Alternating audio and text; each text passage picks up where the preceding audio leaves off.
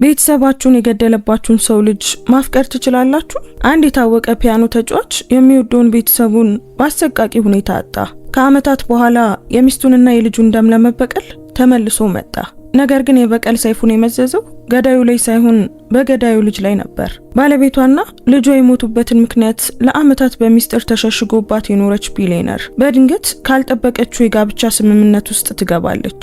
ይህ ሁሉ ሲሆን ግን ሚስጥሩን የምታውቅ አንዲት ዝምተኛ የጽዳት ሰራተኛ አለች። ለመሆኑ እውነቱ ሲገለጥ ምን ይፈጠር ይሆን? በጥላቻ የተጀመረው ትዳር ወደ ይቅርታ ይለወጥ ይሆን? እስከ መጨረሻው ተከታተሉት። ሰላም ውድ ቤተሰቦቻችን እንደምን አላችሁ? ታሪኩን ከመጀመራችን በፊት እስኪ ከየት ሆናችሁ ይህን አስደናቂ ታሪክ እየተከታተላችሁ እንደሆነ ኮሜንት ላይ ጻፉልን። እነዚህ ታሪኮች ምን ያህል ርቀት እንደሚጓዙ ማወቅ እንፈልጋለን።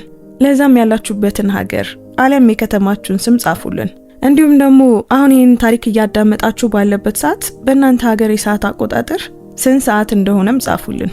አንዲት የደግነት ተግባር የሰውን ህይወት ትቀይራለች ብላችሁ የምታምኑ ከሆነ ላይክ አድርጋችሁ ጀምሩት። የእናንተ አንድ ላይክ ለቻናላችን እድገት ትልቅ ዋጋ አለው። እንደዚህ አይነት አስደናቂ የሆኑ ታሪኮችን መስማት የምትወዱ ከሆነ ደግሞ ሰብስክራይብ በማድረግ ቤተሰባችንን ተቀላቀሉ። በየቀኑ የምንለቃቸው ቆንጆ ታሪኮች እንዳያመልጧችሁ የደወል ምልክቱን ተጫኑ። አሁን በቀጥታ ወደ ዛሬው አስደናቂ ታሪክ እንመለስ።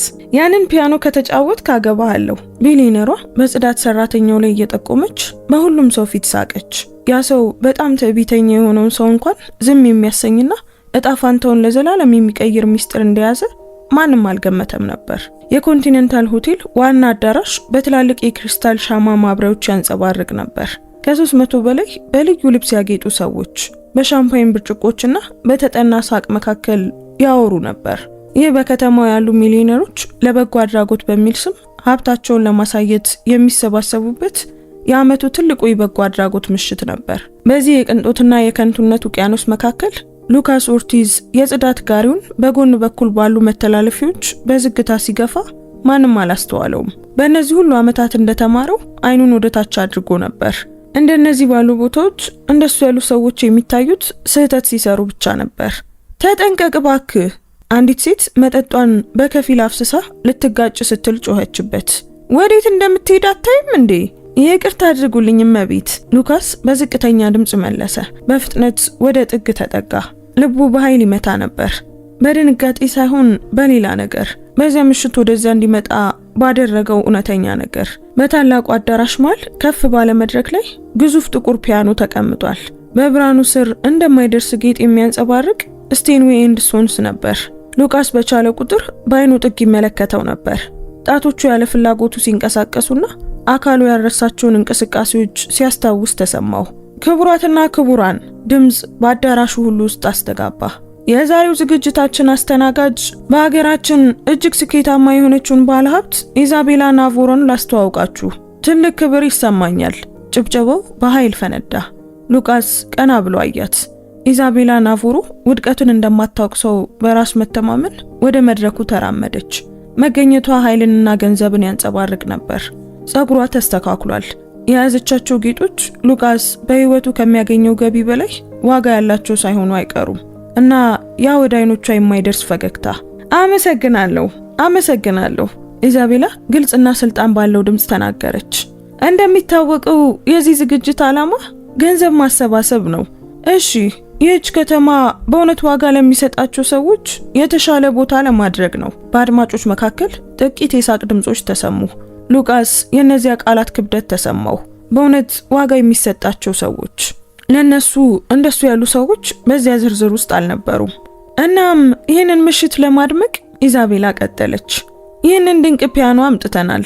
እዚህ ምንም እንኳን ይህንን ለመጫወት የሚያስችል በቂ ተሰጥኦ ያለው ባይመስለኝም በእርግጥ ጠይቄያለሁ፣ ግን ሁሉም ግብዣውን ውድቅ አድርገዋል።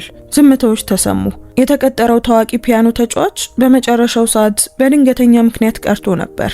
አሁን ፒያኖ እንደማይመች ማስታወሻ እዚያው ዝም ብሎ ቆሟል።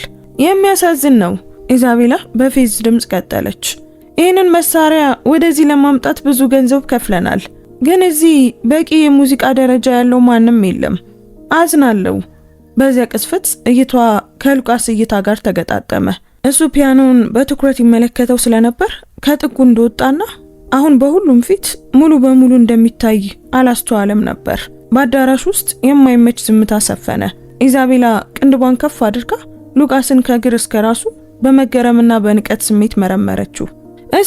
እስቲ ቆይ በዝግታ አለች። ወደ መድረኩ ጫፍ እየቀረበች ነበር። እዚህ በፒያኖችን ላይ ትልቅ ፍላጎት ያለው ሰው ያለ ይመስለኛል። በእንግዶቹ መካከል ጥቂት የጭንቀት ሳቆች ተሰሙ። ሉቃስ ሁሉም እይታዎች እንደ መርፌ ሲወጉት ተሰማው። ወደ ኋላ መመለስ፣ መደበቅ፣ መጥፋት ፈለገ። ነገር ግን እግሮቹ ከመሬት ጋር የተጣበቁ መሰሉት። እስኪ ንገረኝ፣ ኢዛቤላ በቀጥታ ጠቆመች። ለመሆኑ ፒያኖ ምን እንደሆነ ታውቃለህ ወይስ የሚያብረቀርቅ መሆኑን ብቻ ነው የወደድከው? በዚህ ጊዜ ሳቁ ይበልጥ በረታ። ሉቃስ ውርደቱ ፊቱን ሲያቃጥለው እጆቹን ጨበጠ። ነገር ግን በዓይኖቹ ውስጥ አንድ ነገር ነበር። ኢዛቤላ እንደ ተግዳሮት የተረጎመችው ነገር። ቆይ ከመድረክ ወርዳ በቀጥታ ወደሱ እየተራመደች ቀረበች። መላው አዳራሽ ትዕይንቱን በሚገርም ጉጉት ይመለከት ነበር። ፒያኖ መጫወት እንደምትችል ልትነግረኝ ነው? እኔ ምንም አልተናገርኩም እመቤት፣ ሉቃስ በቀላሉ በማይሰማ ድምጽ መለሰ። ግን መጫወት እንደምትፈልግ አድርገህ ትመለከተው ነበር። ኢዛቤላ አሁን በፊቱ ቆማ አጥብቃ ተናገረች። ሉቃስ የውድ ሽቷን ጠረን ማሽተት፣ በዓይኖቿ ውስጥ ያለውን የጭካኔ እርካታ ማየት ይችል ነበር። እሷ በዚህ እየተደሰተች ነበር። ታውቃለህ፣ ይህንን ነገር ለምን ይበልጥ አስደሳች አናደርገውም? ወደ ተመልካቹ ዞር አለች። እጆቿን በቲያትራዊ ሁኔታ ዘረጋች። ክቡራትና ክቡራን፣ እኔ አንድ ሐሳብ አለኝ። ድምጿ በአዳራሽ ውስጥ አስተጋባ። ይህ ሰው በፒያኖችን ላይ በጣም ፍላጎት ያለው ይመስላል። ስለዚህ ሊከላከለው የማይችለውን ጥያቄ ላቀርብለት ነው። ድራማውን ለማጉላት እያንዳንዱን እርምጃ በማስላት ወደ መድረኩ ተመለሰች። ሉቃስ ዓለም በዝግታ እንቅስቃሴ የምትዞር መሰለው። ይህንን ፒያኖ ከተጫወትክ፣ ኢዛቤላ ግርማ ሞገስ ያለውን መሳሪያ እየጠቆመች በታላቅና ግልጽ ድምፅ አወጀች። እናም እኔን ማስደነቅ ከቻልክ አገባሃለሁ። አዳራሹ በሳቅ ፈነዳ። በመላው ምሽት የሰሙት በጣም አስቂኝ ቀልድ ነበር። ቢሊነሩ ለጽዳት ሰራተኛው የጋብቻ ጥያቄን ስታቀርብ ሐሳቡ በጣም የማይመስል ከመሆኑ የተነሳ አንዳንድ እንግዶች በሳቅ ሞቱ። ምን ታስባለህ? ኢዛቤላ እያንዳንዱን ሰከንድ እየተደሰተች ቀጠለች። ትቀበላለህ ወይስ ወደ ጋሪ ተመልሰ ስራን መቀጠልን ትመርጣለህ? ሉቃስ ለመተንፈስ ተቸገረ። እያንዳንዱ የሰውነቱ ክፍል እንዲሸሽ ከዚያ እንዲወጣና መቼም ዞር ብሎ እንዳያይ ይጮህበት ነበር። ነገር ግን አይኖቹ እንደገና ከፒያኖ ላይ አረፉ። ያውብ መሳሪያ ለረጅም ጊዜ እንዳላየው የድሮ ጓደኛው ይጠራው ነበር። በአይምሮ ውስጥ ትዝታዎች እንደ ጎርፍ መጡ። ትናንሽ እጆች በዝሆን ጥርስ ቁልፎች ላይ። ተሰጧለህ ልጄ፣ እንዳታባክነው የሚል ለስላሳ ድምፅ፣ ማለቂያ የሌላቸው የልምምድ ሰዓታት፣ ጭብጨባ፣ እውቅናና ከዚያ ደግሞ ማጣት፣ ህመም፣ ውድቀት። ድፍረት የሌለው ይመስላል። አንድ ሰው በህዝቡ መካከል ጮኸ። ታዩ ኢዛቤላ። ሌላ ድምፅ ጣልቃ ገባ። ይህ በቂ ውርደት ነው። ግን ኢዛቤላ አልጨረሰችም ነበር። እንደገና ወደ ሉቃስ ቀረበች። አሁን እሱ ብቻ እንዲሰማው ድምጿን ዝቅ አድርጋ፣ ከሁሉ በላይ የሚያሳዝነው ምን እንደሆነ ታውቃለህ? በእያንዳንዱ ቃል ውስጥ መርዝ እያፈሰሰች በሹክሹክታ ተናገረች። እንዳንተ ያሉ ሰዎች ምንም አይነት ድፍረት የላቸውም። እዛው በታችኛው ክፍል ተወልዳችሁ በታችኛው ክፍል ውስጥ ትሞታላችሁ። ይህ የተፈጥሮ ስርዓት ነው። በዚያ ቅስፈት በሉቃስ ውስጥ አንድ ነገር ተሰበረ። ቁጣ አልነበረም፣ በቀልም አልነበረም። ከዚያ በጣም የተለቀ ነገር ነበር። ማን እንደነበር፣ ማን ሊሆን እንደሚችል በዝምታና በእጅ መስጠት ዓመታት ውስጥ የተቀበረውና የጠፋውን ሁሉ ማስታወስ ነበር። ቀና ብሎ በቀጥታ የኢዛቤላን አይኖች ተመለከተ። እቀበላለሁ አለ በጽኑ ድምፅ። አዳራሹ ሙሉ በሙሉ ጸጥ አለ። ማንም ያንን መልስ አልጠበቀም ነበር። ኢዛቤላ በምሽቱ ለመጀመሪያ ጊዜ በድንጋጤ ወደ ኋላ አንድ እርምጃ ተመለሰች። ምን አልክ? እቀበላለሁ እመቤት። ሉቃስ በዚህ ጊዜ ይበልጥ አጥብቆ ደገመው። ድምፁ ከእንግዲህ አይንቀጠቀጥም ነበር። ፒያኖውን እጫወታለሁ። የጭንቀት ሳቆች ተመለሱ። ነገር ግን በአየሩ ላይ ሌላ ነገር ነበር። ከዚህ በፊት ያልነበረው ውጥረት። እንግዶቹ ይህ ያልተጠበቀ ትዕይንት እንዴት እንደሚጠናቀቅ ለማየት ወደ መድረኩ ተጠጉ። ኢዛቤላ በፍጥነት ራሷን አረጋጋች። ፈገግታዋ ተመለሰ። ነገር ግን ያው የተገደደው ፈገግታ ነበር። በጣም ጥሩ አለች ወደ ፒያኖ እየጠቆመች። እንግዲያውስ ቀጥል። ሉቃስ ወደ መድረኩ መራመድ ጀመረ። እያንዳንዱ እርምጃ በአዳራሽ ውስጥ ያስተጋባ ነበር። በመቶዎች የሚቆጠሩ እይታዎች በእሱ ላይ መሆናቸውን እያወቀ ቀስ ብሎ ደረጃዎቹን ወጣ። በፌዝ በሚገርም ጉጉትና የማይቀር ውድቀቱን ለማየት በሚጠባበቁ እይታዎች ተከቧል። በፒያኖ ፊት ለፊት ተቀመጠ። ወንበሩ በትክክል ተስተካክሏል። ቁልፎቹ በብርሃኑ ስር እንከን የለሽ ሆነው ያበሩ ነበር። ለአንድ አፍታ ጣቶቹ ቅዝቃዜውንና ለስላሳውን ገጽ በቀስታ እንዲነኩ በማድረግ መሳሪያውን ብቻ ተመለከተ። መመሪያ መጽሐፍ ያስፈልግሃል? አንድ ሰው ጮኸ። ይህም ሌላ ተጨማሪ ሳቅ አስከተለ። ነገር ግን ሉቃስ ከእንግዲህ አይሰማቸውም ነበር። አይኑን ጨፈነና በጥልቀት ተነፈሰ። በአይምሮ ውስጥ እሱ ከእንግዲህ በዚያ ጨካኝ ሰዎች በሞሉበት አዳራሽ ውስጥ አልነበረም። ሙዚቃ ቋንቋው በነበረበትና ፒያኖ ድምፁ በነበረበት ሌላ ቦታ፣ ሌላ ጊዜ ውስጥ ነበር። እጆቹ በቁልፎቹ ላይ ተቀመጡ። አዳራሹ በአንድነት ትንፋሹን ዋጠ እና ከዚያ ሉቃስ መጫወት ጀመረ። የመጀመሪያው ኖታ ንጹህ፣ ፍጹም ሆኖ ወጣ። በመላው ቦታው ውስጥ እንደ ክሪስታል ግልጽነት እያስተጋባ ነበር። ከዚያም ሁለተኛው እናም ሶስተኛው። ጣቶቹ በቁልፎቹ ላይ የሚንቀሳቀሱት የማይቻል በሚመስል ቅልጥፍና ነበር፣ ልክ መቼም አቁመው እንደማያውቁ ሁሉ። ክሌር ደሉን በዲባሲ እየተጫወተ ነበር። እስካሁን ከተጻፉት በጣም ቆንጆና በቴክኒክ ረገድ ውስብስብ ከሆኑ ስራዎች አንዱ። ሳቆቹ ወዲያውኑ ጠፉ። የፌስ ሹክሹክቶች ወደ ሙሉ ዝምታ ተቀየሩ። በፒያኖ ውስጥ እንደ ምንጭ ውሃ በሚፈሰው ሙዚቃ ብቻ ተሰበረ። በበላይነት ፈገግ ስትል የነበረችው ኢዛቤላ ፊቷ ሲገታ ተሰማት። ያ ያዋረደችው የጽዳት ሰራተኛ ፒያኖውን ወደ ነፍሱ አካል ሲቀይረው ስታይ አይኖቿ በድንጋጤ ተከፈቱ። ሉቃስ አይኑን ጨፍኖ ሙሉ በሙሉ በሙዚቃው ውስጥ ጠፍቶ ይጫወት ነበር። ጣቶቹ በቁልፎቹ ላይ የሚደንሱት በሚያስገርም ብቃት ነበር። ፍጹም ቴክኒክ ብቻ አልነበረም። በእያንዳንዱ ኖታ ውስጥ ስሜት ነበር። በእያንዳንዱ ድምፅ ውስጥ ታሪክ ነበር። ህመምና ውበት ተሳስረው ቃላት መቼም ሊገልጹት የማይችሉትን ሚስጥሮች የሚናገር የሚመስል ሲምፎኒ ነበር። በአድማጮች መካከል የጥቂት ሰዎች እንባ በጉንጮቻቸው ላይ መፍሰስ ጀመረ። ሙዚቃው በጣም ቆንጆ፣ በጣም ንጹህ ነበር። ይህም በሰሙት ሰዎች ልብ ውስጥ ጥልቅ የሆነን ነገር ነካ። የሙዚቃው ከፍተኛ ደረጃ ላይ ሲደርስ መላው አዳራሽ ትንፋሹን የያዘ ይመስላል። ኖታዎች እንደ ውቅያኖስ ማዕበል ይወጡና ይወርዱ ነበር። እያንዳንዱም ከቀድሞ የበለጠ ኃይለኛ ነበር። እያንዳንዱን እዚያ ያለውን ሰው ነፍስ የሚያንቀጠቅጥ የስሜት ጫፍ ላይ እየደረሰ ነበር እና ከዚያ በለሰለሰና በጣም ጥንቃቄ በተሞላበት ሁኔታ ሉቃስ የመጨረሻዎቹን ኖታዎች ተጫወተ። ዜማው እንደ ትንፋሽ ጠፋ። ይህም የልብ ምት የሚሰማበትን ጥልቅ ዝምታ ተወ። ለብዙ ሰኮንዶች ማንም አልተንቀሳቀሰም፣ ማንም አልተነፈሰም። ሉቃስ ቀስ ብሎ አይኑን ከፈተና ያንን አስማት የፈጠሩት እነሱ መሆናቸውን ማመን እንደማይችል ሁሉ በቁልፎቹ ላይ ያሉትን እጆቹን ተመለከተ። ከዚያም ከአዳራሹ ጀርባ አንድ ሰው ማጨብጨብ ጀመረ። ከዚያም ሌላ። በሰከንዶች ውስጥ መላው ቦታ በታላቅ ጭብጨባ ፈነዳ። ሰዎች ቆመው በከፍተኛ ስሜት አጨበጨቡ። አንዳንዶች በግልጽ ያለቅሱ ነበር። ሁሉም ከአንድ ሰው በስተቀር ኢዛቤላ ናቮሮ በድንጋጤ በቁጣና በሌላ ነገር ከአክብሮት ጋር በሚመሳሰል ስሜት ተገታ ቆማ ሉቃስን ትመለከት ነበር። ሉቃስ ተአምር እንደሰራ ሰው ከሚያጨበጭበው ሕዝብ ፊት ከፒያኖ ወንበር ላይ ቀስ ብሎ ተነሳ። በሆነ መንገድ አድርጎታል። ቃላት ማውጣት ወደማትችለው ኢዛቤላ ዞረ። ይመስለኛል አሁን ውርርዱን ተሸንፈዋል ወይዘሮ ናቮሮ። አዳራሹ እንደገና ጸጥ አለ። ሁሉም አይኖች በሉቃስና በኢዛቤላ መካከል እየተመላለሱ ቀጥሎ ምን እንደሚፈጠር ለመጠበቅ ይቆዩ ነበር። ነገር ግን ማንም፣ በፍጹም ማንም በዚህ አዳራሽ ውስጥ ይህ ምሽት ህይወትን የሚቀይር የተቀበሩ ሚስጥሮችን የሚገልጥና አንዳንድ ጊዜ በጣም የማይታየው ሰው እጅግ አስደናቂ ችሎታዎችን የያዘ መሆኑን የሚያሳይ ታሪክ ጅማሬ መሆኑን መገመት አልቻለም ነበር። በአዳራሽ ውስጥ ያለው ዝምታ በቢላ ሊቆርጥ የሚችል ያህል ጥቅጥቅ ያለ ነበር። ኢዛቤላ ናቮሮ መንፈስ ያየች ይመስል አይኖቿን በሉቃስ ላይ ተክላ ሳትንቀሳቀስ ቀረች። እጆቿ በትንሹ ይንቀጠቀጡ ነበር። ይህንን ማንም በዚያ መደናገጥ ውስጥ ያላስተዋለው ነገር ነበር። በጣም አስገራሚ ነበር። በአድማጮች መካከል አንዲት ሴት በሹክሹክታ ተናገረች። ይህ ሰው ከየት ነው የመጣው? ሌላ ድምጽ ጠየቀ። ሹክሹክታዎቹ እንደ ማዕበል አደጉ።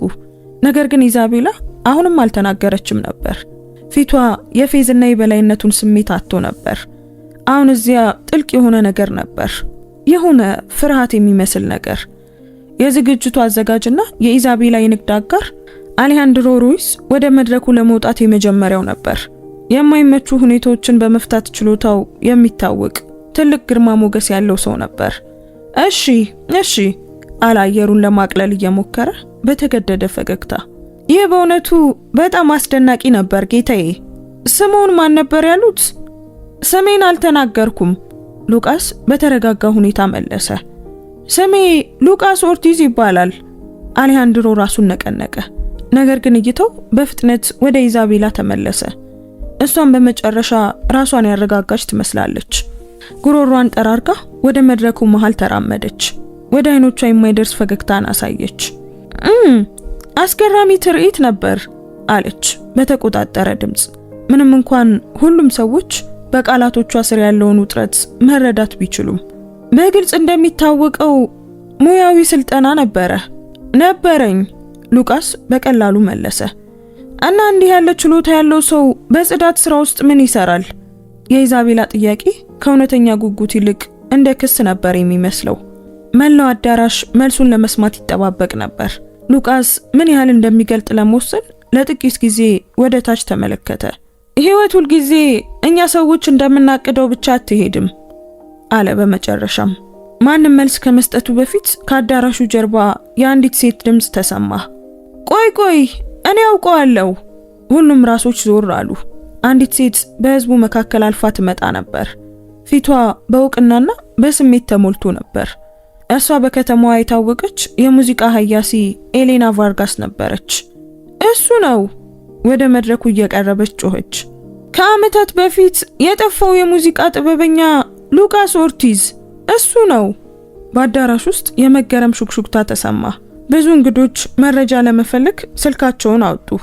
ኢዛቤላ በግልጽ ገረጣች። ሉቃስ ኦርቲዝ! ኤሌና ቀጠለች።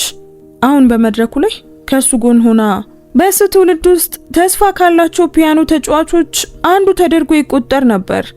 ገና ወጣት ሳለ ዓለም አቀፍ የፒያኖ ውድድርን አሸንፏል። ዘመናዊ ሞዛርት ብለው ይጠሩት ነበር። በዓለም ዙሪያ ካሉ ምርጥ የሙዚቃ አዳራሾችም ጋር ውል ነበረው። ቆይ አሌሃንድሮ ጣልቃ ገባ። ግራ እንደገባው ግልጽ ነበር። እንደዚያ ስኬታማ ከነበረ ምን ሆነ? ኤሌና ሉቃስን በእውነተኛ ሐዘን በአይኖቿ ተመለከተችው። ከሙዚቃው ዓለም ያራቀው የግል አደጋ ደረሰበት። እናም ከዚያ በኋላ ዝም ብሎ ጠፋ። እስካሁን ድረስ ምን እንደደረሰበት ማንም አያውቅም ነበር። ሉቃስ ዝም ብሎ ቆሟል። መንጋጋው ተወጥሯል። ለረጅም ጊዜ ቀብሮ ያቆያቸው ትዝታዎች አሁን ወደ ላይ ለመውጣት ዛቱ። ከዓመታት በፊት ነበር። በመጨረሻም ተናገረ። በአደጋ በህይወቴ ውስጥ በጣም አስፈላጊ የሆኑትን ሰዎች አጣው። ከዚያ በኋላ እንደገና መጫወት አልቻልኩም። እያንዳንዱ ኖታ ያጣሁትን ያስታውሰኝ ነበር። አዳራሹ በሙሉ ጸጥ አለ። አንዳንድ እንግዶች በአይኖቻቸው እንባ ነበር። ታሪኩ ከማንም ግምት በላይ ጥልቅና አሳዛኝ ነበር። ግን አሁን ተጫወትክ? ኤሌና በቀስታ ተመለከተችው። ምን ተቀየረ? ሉቃስ በቀጥታ ኢዛቤላን ተመለከተ። አንዳንድ ጊዜ ያ ሰው ያንን ባያስብም እንኳን ማን እንደሆንክ የሚያስታውስ ሰው ያስፈልግሃል። በሉቃስና በኢዛቤላ መካከል ያለው ውጥረት የሚታይ ነበር። እሷ በማይታወቅ ስሜት ትመለከተው ነበር። እሱ ግን በማይናወጥ መረጋጋቱ ቀጥሏል። ይህ አስገራሚ ነው። አሌሃንድሮ እንደገና ጣልቃ ገባ። ግን ሁላችንም ኢዛቤላ ያደረገችውን ትንሽ ቀልድ እናስታውሳለን። ቀልድ አልነበረም። የሉቃስ ድምጽ አየሩን እንደቢላዋ ሰነጠቀው። ውርርድ ነበር።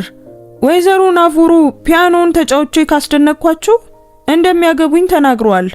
እዚህ ያንን የሰሙ ከ300 በላይ ምስክሮች አሉ። በአዳራሽ ውስጥ ያለው ሹክሹክታ ወደ ጩኸት ተቀየረ። ስልኮች በየቦታው ይበሩ ነበር።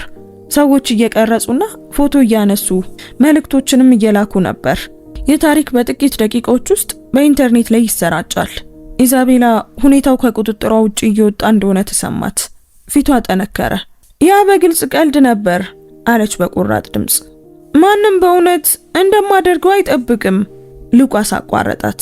ምክንያቱም እንደኔ ያሉ ሰዎች እውነተኛ ተሰጥኦ ሊኖራቸው አይችልም አይደል? እኛ የምንጠቅመው እናንተ ካቆሸሻችሁ በኋላ ለመጥረግ ብቻ ነው አይደለም እቤት? እኔ ያንን እያልኩ አይደለም ኢዛቤላ መለሰች። ግን ድምጿ አሳማኝ አልነበረም። ታዲያ ምን እያሉ ነው? ሉቃስ ወደሷ አንድ እርምጃ ተራመደ። አስፈሪ አልነበረም፣ ነገር ግን ከዚህ በፊት ባልነበረው አቋሙ ላይ ጥንካሬ ነበር። ቃላችሁ ዋጋ እንደሌለው፣ ሰዎችን አዋርዳችሁ ውጤታችሁ እንደጠበቃችሁት ሳይሆን ሲቀር ከቀልድ ጀርባ መደበቅ ትችላላችሁ ማለት ነው። ህዝቡ ልክ እንደ ቴኒስ ጨዋታ ልውውጡን በጉጉት ይመለከት ነበር። ራሶቻቸው ከአንዱ ወደ ሌላኛው ይንቀሳቀሱ ነበር። ኢዛቤላ በመቶች የሚቆጠሩ አይኖች ሲፈርዱባትና መልሷን ሲጠባበቁ ተሰማት። አይ ምክንያታዊ ለመምሰል ሞከረች። በግልጽ እንደሚታወቀው ተሰጥኦ ያለ ሙዚቀኛ ነህ፣ ነገር ግን በእንደዚህ አይነት ሁኔታ ውስጥ የቀረበ የጋብቻ ጥያቄ በቁም ነገር ሊወሰድ አይችልም። ይህ የማይረባ ነገር ነው። የማይረባ የሆነው የጽዳት ሰራተኛ ስለሆንኩ ነው አይደል? ሉቃስ ጠየቀ። ከሚሊዮነር ጓደኞችሽ አንዱ ቢሆን ኖሮ አሁንም የማይረባ ይሆን ነበር? ኢዛቤላ ለመመለስ አፏን ከፈተች፣ ግን ምንም ቃል አልወጣም። ምክንያቱም ሁለቱም መልሱን ያውቁ ነበር። በዚያን ጊዜ ነበር አንድ ሌላ ድምጽ ጣልቃ ይገባው። ከአዳራሾቹ በሮች አንድ የተከበረ ሰው በጽኑ እርምጃ ገባ። እሱ በከተማ ውስጥ እጅግ የታወቀው ጠበቃ፣ በማይናወጥ ታማኝነቱ የሚታወቀው ሃቪየር ብላንኮ ነበር። ጣልቃ በመግባቴ ይቅርታ አለ ወደ መድረኩ እየተራመደ። ግን ለዚህ ሁኔታ ግልጽነት ማምጣት የሚችል ይመስለኛል። ሃቪየር፣ ኢዛቤላ በሚታይ እፎይታ ሰላምታ ሰጠችው። እዚህ በመገኘት ደስ ብሎኛል። ይህ በህግ አስገዳጅ ሊሆን እንደማይችል አስረዳቸው። ሃቪየር መድረኩን ወጥቶ ሁለቱንም በሙያዊ ቁም ነገር ተመለከተ። ወይዘሮ ናቮሮ እንደተሳሳቱ ልነግሮት ፈልጋለሁ። ኢዛቤላ ፊቷ ገረጣ። ምን? በምስክሮች ፊት ግልጽ በሆኑ ቃላት የቀረበና በሁለቱም ወገኖች ተቀባይነት ያገኘ ይፋዊ ጥያቄ ነበር። ሃቪየር በግልጽ ድምጽ አብራራ። በተለይ እርሶ የተወሰኑ ቅድመ ሁኔታዎችን አስቀምጠው አቶ ሉቃስ ኦርቲስ እነዚያን ቅድመ ሁኔታዎች በይፋ ካሟሉ ይህ አስገዳጅ የቃል ውል ሊሆን ይችላል። ግን ይህ የማይረባ ነው። ኢዛቤላ እየተንተባተበች ተናገረች። ማንም ከሰው ጋር እንድጋባ ሊያስገድደኝ አይችልም። ትክክል ነሽ። ሃቪየር ራሱን ነቀነቀ። ማንም ሊያስገድድሽ አይችልም። ነገር ግን ቃልሽን በዚህ መልኩ በይፋ ማጠፍሽ በሙያዊና በግል ስምሽ ላይ ከፍተኛ መዘዝ ያስከትላል። የማህበራዊ ሚዲያዎች ይህንን ሁሉ አሁን እየቀረጹት ነው። ነገ በመላው ዓለም ኢዛቤላ ናቮሮ አንድን ሰው አዋርዳ ይፋዊ ቃል ገብታ ከዚያም ያ ሰው እሷ ካሰበችው በላይ የተሻለ ሆኖ ሲገኝ ቃሏን እንደበላች ያውቃል። አዳራሹ በሹክሹክታ ተሞላ። ኢዛቤላ ዙሪያዋን ስትመለከት ሁሉም ሰው ስልኩን ይዞ የውርደቱን እያንዳንዱን ሰከንድ ሲቀርጽ አየች። ይህ ቅዠት ነው በሹክሹክታ ተናገረች። ምንም እንኳን ማይክሮፎኑ ቃላቷን ቢይዛቸውም። ለአንቺ ምናልባት ሉቃስ በተረጋጋ ሁኔታ ተናገረ። ለኔ ግን ይህ በቀላሉ ፍትህ ነው። አሌሃንድሮ እንደገና ጣልቃ ለመግባት ሞከረ። ሉቃስ፣ በእርግጠኝነት ወደ ምክንያታዊ ስምምነት መድረስ እንችላለን። ኢዛቤላ በገንዘብ ብታካክስስ? ስለ ትልቅ መጠን መነጋገር እንችላለን። እኔ ገንዘቧን አልፈልግም፣ ሉቃስ በጽኑ መለሰ። ታዲያ ምንድነው የምትፈልገው? ኢዛቤላ ጮኸች። ትዕግስቷ በመጨረሻም ተሟጠጠ። በእውነት እንዳገባ ትጠብቃለህ? ሉቃስ በቀጥታ አይኖቿን ተመለከተ። በአድሎ መፈረጅ ምን ማለት እንደሆነ እንድትረጁ ፈልጋለሁ። አንድ ሰው ዋጋ እንደሌለሽ አድርጎ ሲይዝሽ ምን እንደሚሰማ ላፍታም ቢሆን ያን እንዲሰማሽ ፈልጋለሁ። ያ ጨካኝነት ነው። ኢዛቤላ በሹክሹክታ ተናገረች። ጨካኝነት? ሉቃስ ወደሷ አንድ እርምጃ ተራመደ። እኔ ባንቺ ህንጻ ውስጥ ለአመታት ሰርቻለሁ። ቢሮሽንም አጽድቻለሁ። ቆሻሻ ደፍቻለሁ። ላንቺ የማልታይ ነበርኩ። እና ከሁሉ የከፋው ምን እንደሆነ ታውቂያለሽ? ዛሬ ምሽት እንኳን አላወቅሽኝም። ማን እንደነበርኩ እንኳን አታውቂም። ምንም እንኳን በየቀኑ ማለት ይቻላል ብታይኝም። ኢዛቤላ በድንጋጤ አይኖቿን ከፈተች። በእኔ ኩባንያ ውስጥ ነው የምትሰራው? በህንጻሽ ውስጥ? ሉቃስ አረማት። እናንተ በምትቀጥሩት የጽዳት ኩባንያ ውስጥ ለአመታት እዚህ ነበርኩ። ግን በእርግጥ እንደኔ ያሉ ሰዎች አንቺን ለሚመስሉ ሰዎች አይታዩም። እኛ ለእናንተ መናፍስት ነን። ይህ መገለጥ እንደ ቦምብ ፈነዳ። ኢዛቤላ ወደ ኋላ ፈገፈገች። ፊቷ ላይ እረፍት የሚመስል ነገር ይታይ ነበር። በመድረኩ ላይ ሆና ሁሉንም ስትከታተል የነበረችው ኤሌና ቫርጋስ በመጨረሻም ተናገረች። ሉቃስ እንደተሰቃየህ አውቃለሁ፣ ብዙ እንዳጣህም አውቃለሁ። ግን በእውነት የምትፈልገው ይሄንን ነው? በቀል? ሉቃስ ላፍታ ወደታች ተመለከተና እንደገና ቀና ሲል በአይኖቹ ውስጥ እንባ ነበር። እኔ በቀል አልፈልግም አለ በተሰበረ ድምጽ። የምፈልገው በመጨረሻ አንድ ሰው እንዲያየኝ ብቻ ነው። በእውነት እንዲያየኝ፣ እንደ ሙዚቃ ጥበበኛ ሳይሆን እንደ ጽዳት ሰራተኛም ሳይሆን ክብር እንደሚገባው እንደ አንድ ሰው ብቻ። የተከተለው ዝምታ የሚያደነቁር ነበር። ብዙዎች በተመልካቾች መካከል በግልጽ ያለቅሱ ነበር። አሁን የሉቃስ ጥሬ እውነተኛነት በሁሉም ዘንድ ጥልቅ ስሜት ፈጥሮ ነበር። ኢዛቤላ ደንዝዛ ቆማለች። በደንብ በተቀባው ፊቷ ላይ እንባ ይፈስ ነበር። በህይወቷ ለመጀመሪያ ጊዜ ቃላት አጣች። መልስ አልነበራትም፣ ቁጥጥርም አልነበራትም። አንድ ሐሳብ አለኝ፣ አቬር እንደገና ተናገረ። ወይዘሮ ናቮሮና አቶ ኦርቲዝ በግል እንድትነጋገሩ ጊዜ ብሰጣችሁ ምን ይመስላችኋል? ከካሜሮችና ከህዝብ ፍርድ ርቃችሁ ይህንን ነገር በምክንያታዊነት ተወያዩበት። ሉቃስ ራሷን በደካማ ሁኔታ የነቀነቀችውን ኢዛቤላን ተመለከተ። እሺ፣ እሱም ተስማማ። አሌሃንድሮ በፍጥነት በማይክሮፎኑ አሳወቀ። ክቡራትና ክቡራን፣ ትንሽ እረፍት እንወስዳለን። እባካችሁ ይህንን ሁኔታ እስክንፈታ ድረስ አጠገብ ላይ ባለው አዳራሽ ባለው ክፍል መክሰስ ብሉ፣ ተዝናኑ። ህዝቡ መንቀሳቀስ ጀመረ። ምንም እንኳን ማንም በእውነት መሄድ ባይፈልግም ሹክሹክቶቹ የሚያደነቁሩ ነበሩ፣ ግምቶቹም ይበሩ ነበር።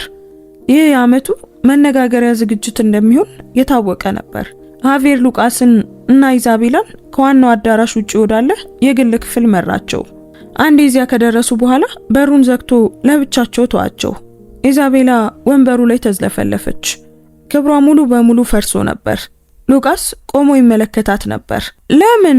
በመጨረሻም በተሰበረ ድምጽ ጠየቀች። ለምን ተስማማ?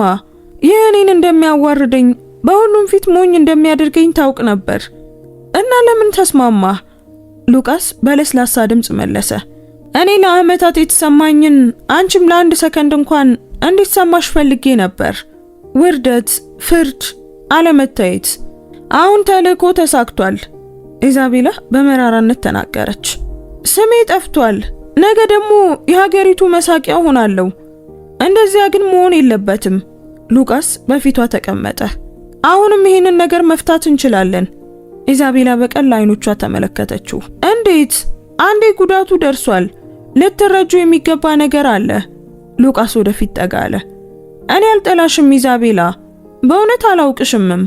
ነገር ግን ዛሬ ምሽት ያደረግሽው ያ ጨካኝ ፌስ፣ ያ ይፋዊ ውርደት በእኔ ላይ ሲደርስ የመጀመሪያው አይደለም። ለዓመታት ህይወቴ እንዲህ ነበር። እናም ደክሞኛል። ታዲያ ከኔ ምን ትፈልጋለህ? በእውነት ግራ ተጋብታ ጠየቀች። ሉቃስ በጥልቀት ተነፈሰ። እንድትማሪ፣ እንድትለወጪ ይፈልጋለሁ። ዝቅ አድርገሽ የምትመለከቻቸውን ሰዎች እንድታያቸውና በእውነት እንድታስተውያቸው ፈልጋለሁ። እና ያንን እንዴት ነው የማደርገው? አግቢኝ። ሉቃስ በቀላሉ ተናገረ። ኢዛቤላ አይምሮን የሳተ ይመስል ተመለከተችው። ምን? ለዘላለም አይደለም፣ እሱ አብራራ። 1 ወር ስጪኝ። እንደ ባለቤትሽ የምታይኝ፣ የምታናግሪኝ፣ እንደ እኩል የምታይኝ 1 ወር። ከገንዘብሽና ከማዕረግሽ ጀርባ መደበቅ የማትችይበት 1 ወር። እናም ከዚያ ወር በኋላ አሁንም ምንም ዋጋ እንደሌለኝ የምታስቢ ከሆነ እንፋታለን እና ከዚያ በኋላ መቼም አታይኝም። ኢዛቤላ በማያምን ስሜት ትመለከተው ነበር። የእውነትህን ነው የምታወራው? ሙሉ በሙሉ ሉቃስ መለሰ። 1 ወር። የምጠይቀው ይሄንን ብቻ ነው። በምትኩ ደግሞ ከዚያ በኋላ ከህይወትሽ እንደምጠፋና ስለዚህ ጉዳይ በይፋ እንደማልናገር ቃል እገባልሻለሁ። እምቢ ካልሽ ግን ይህ ታሪክ በኢንተርኔት ላይ ለዘላለም ይኖራል። የሙዚቃ ጥበበኛውን ያዋረደችና ድንቅ መሆኑን ሲያረጋግጥ ቃሏን በይፋ ይበላችሁ ቢሊየነር። ኢዛቤላ አይኖቿን ጨፈነች።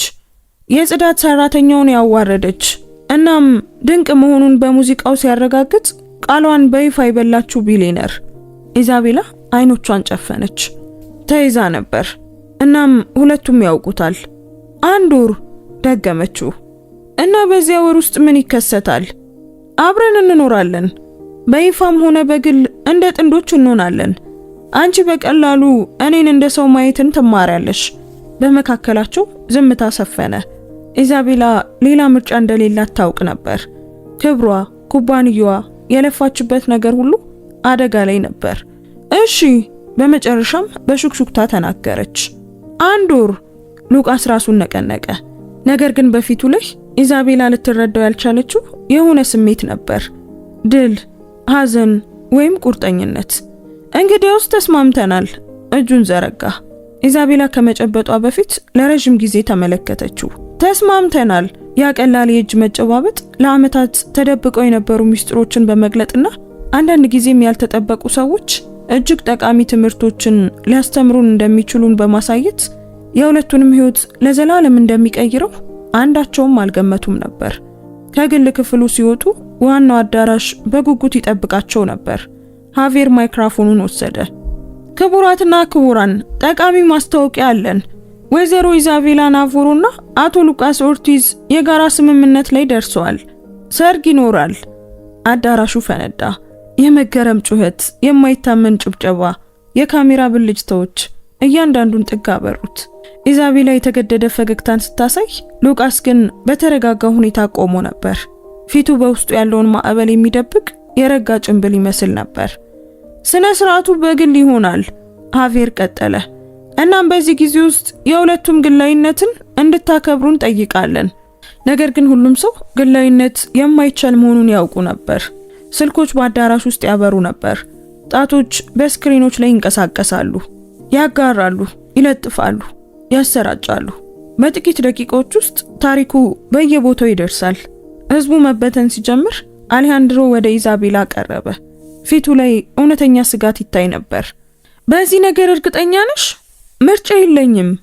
ኢዛቤላ አሁንም ለሚመለከቷት ካሜራዎች ፈገግታዋን እያሳየች መለሰች። ፍጹም ወጥመድ ውስጥ አገባኝ። አሁንም ግን እምቢ ማለት ትችያለሽ። የህዝቡን መዘዝ ትጋፈጫለሽ እንጂ ነፃነትሽን ትጠብቂያለሽ። ኢዛቤላ በአዳራሹ ማዶ ከኤሌና ቫርጋስ ጋር በተረጋጋ ሁኔታ የሚያወራው ሉቃስን ተመለከተች። አሁን ጉዳዩ ስለ ነፃነት አይደለም አሌሃንድሮ፣ ጉዳዩ መላው ዓለም እያየ ስለመሆኑ ነው። አሁን ቃሌን ካጠፍኩ ተሰጥኦ ያለውን ሰው ያዋረደች ጨካኝ ሴት ብቻ አይደለሁም፣ ቃሏን የማታከብር ፈሪም እሆናለሁ። አሌሃንድሮ ተነፈሰ። እና ይህ ነገር ቋሚ ቢሆንስ? 1 ወር ብቻ ባይበቃስ? የበቀል ጨዋታው እስኪሰለቸው ድረስ 1 ወር ከበቂ በላይ ነው። ኢዛቤላ በእውነት ከሚሰማት በላይ በራስ መተማመን ተናገረች። ሉቃስ የኢዛቤላ እይታ በሱ ላይ መሆኑን ተሰምቶት ዞር አለ። አይኖቻቸው በሰዎች በተሞላው አዳራሽ ውስጥ ተገናኙ። ላፍታ ጫጫታውና ትርምሱ ሁሉ ጠፋ። አንዳቸውም ገና ሙሉ በሙሉ ባልተረዱት ስምምነት ውስጥ የታሰሩ ሁለቱ ብቻ ነበሩ። ምሽቱ በመጨረሻም ተጠናቀቀ። እንግዶቹ ለዓመታት የሚወራ ታሪክ ይዘው ሄዱ። አዳራሹ ባዶና ጸጥተኛ ሆነ፣ ልክ ምንም ነገር እዚያ እንዳልተከሰተ ሁሉ። ኢዛቤላ ከኩለ ሌሊት በኋላ ወደ ቤቷ ደረሰች። ውድ ጫማዎቿ መግቢያው ላይ ተጣሉ። ብዙ ገንዘብ የወጣበት ውብ ልብሷ አሁን እንደ እስር ቤት ተሰማት። በጣሊያን ሌዘር ሶፋ ላይ እንደለበሰች ተዘረረች እና ከብዙ ዓመታት በኋላ ለመጀመሪያ ጊዜ እንባዋ ያለ ገደብ እንዲፈስ ፈቀደች። የሐዘን እንባ ብቻ አልነበረም። የቁጣ፣ የተስፋ መቁረጥ፣ የግራ መጋባትና ሌላ ስም ልትሰጠው ያልፈለገችው ጥልቅ ስሜት ነበር። ፍርሃት፣ ስለሚመጣው ነገር እውነተኛ ፍርሃት። ስልኳ መርገብገቡን አላቆመም። መልእክቶች፣ ጥሪዎች፣ ማሳወቂያዎች፣ ሁሉም ከታሪኩ ድርሻ ይፈልጋሉ። ሁሉም ዝርዝር፣ ማብራሪያ፣ ኑዛዜን ይጠብቃሉ። በሚንቀጠቀጡ እጆቿ ስልኳን አጥፍታ ወደ ክፍሉ ማዶ ወረወረችው። የተከተለው ዝምታ የሚያደነቁር ነበር። ኢዛቤላ ተነስታ ግድግዳውን ሙሉ ወደ ያዘው መስኮት ተራመደች። እንደወደቁ ከዋክብት የሚርገበገቡትን የከተማዋን መብራቶች አየች። እዚያ ታች በእነዚያ መብራቶች መካከል ማንም ለዓመታት ያላደረገውን በአንድ ምሽት ያደረገ ሉቃስ ነበር። እሷ ትንሽ ተጋላጭና ሰው እንድትመስል ያደረጋት ሰው። ለዚያም ጠላችው። የሚገርመው ነገር ደግሞ በውስጧ በትንሹ አከበረችው። በሌላኛው የከተማዋ ክፍል ከኢዛቤላ የቅንጦት ቤት ጋር እጅጉ በሚቃረን መጠነኛ ህንጻ ውስጥ ሉቃስ አልተኛም ነበር። ካደረገው ነገር በኋላ፣ ከዓመታት በኋላ ለመጀመሪያ ጊዜ ፒያኖ ከተጫወተ በኋላ፣ በመቶች የሚቆጠሩ ሰዎችን አይን አይቶ በመጨረሻም እንደታየ ከተሰማው በኋላ መተኛት አልቻለም። በጠባብ አልጋው ጫፍ ተቀምጦ በደበዘዘው የመብራት ብርሃን እጆቹን ተመለከተ። እነዚህ እጆች ዛሬ ምሽት አስማት ፈጥረዋል። ሞቶ የተቀበረ መስሎት የነበረውን መልሰው ሕያው አድርገዋል። በዝግታ እርምጃዎች በክፍሉ ጥግ ወደ ነበረው ትንሽ ቁምሳጥን ተራመደ። ከውስጥ አቧራማ ሳጥኖችና ለዓመታት ካለበሳቸው አሮጌ ልብሶች ጀርባ ለዓመታት ያልከፈተውን ሻንጣ አወጣ። የዛገውን መቆለፊያ ሲከፍት ጣቶቹ ተንቀጠቀጡ። በመጨረሻም ሲከፈት ያለፈው ጊዜ እንዳውሎ ንፋስ መታው።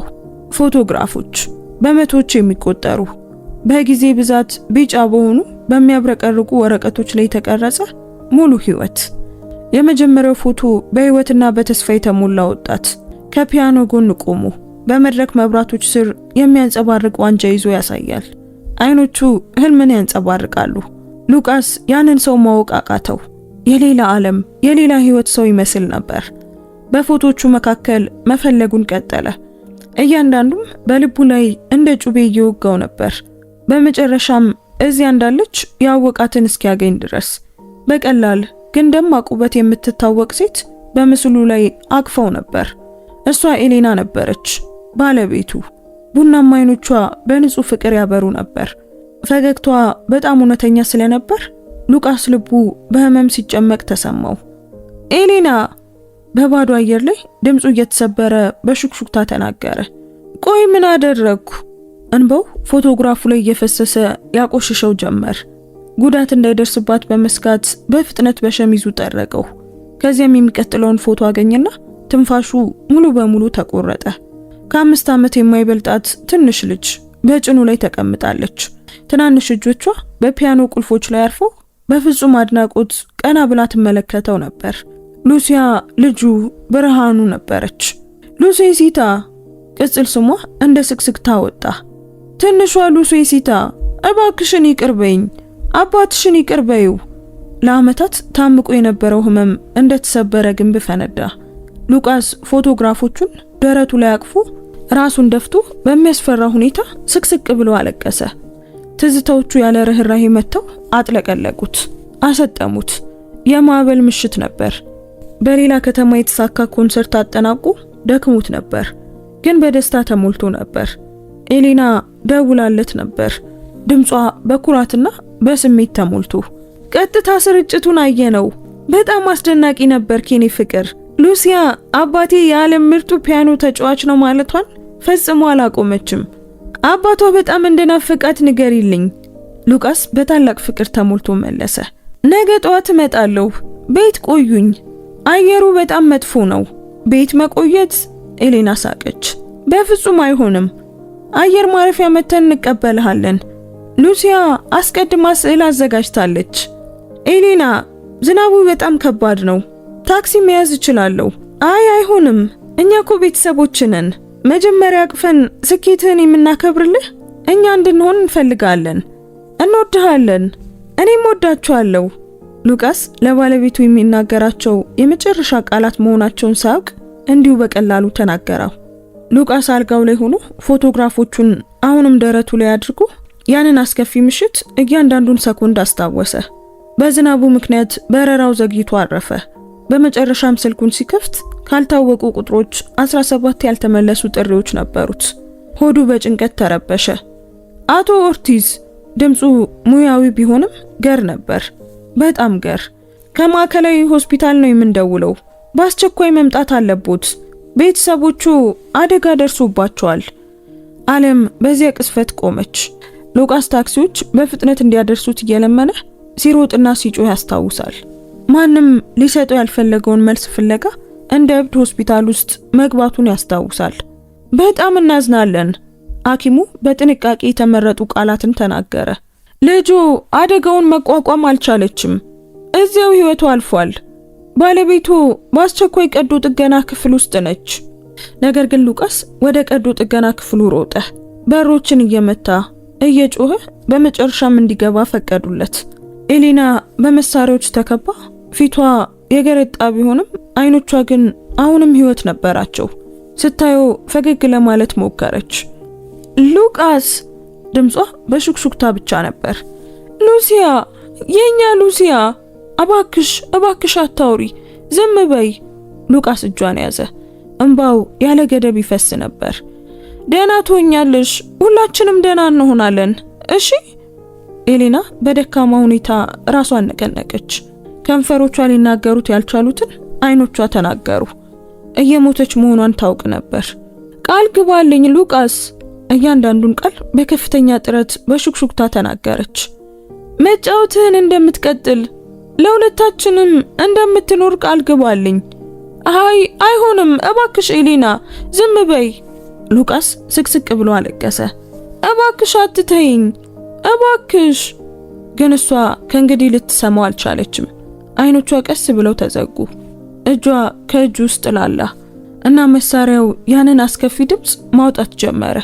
ቀጣይነት ያለው ድምፅ። ይሄ ማለት ሁሉም ነገር አብቅቷል ማለት ነበር። ሉቃስ በትንሿ ክፍል ውስጥ ጮኸ። ድምፁ በፎቶግራፎቹ ታፈነ። ከቀብር ምሽት ጀምሮ አልቅሶ የማያውቀውን ያህል አለቀሰ። ስለ ኤሌና፣ ስለ ሉሲያ፣ አብረው ሊያሳልፏቸው ስለሚገቡ ዓመታት፣ ስለተዘረፉት አፍታዎች ሁሉ አለቀሰ።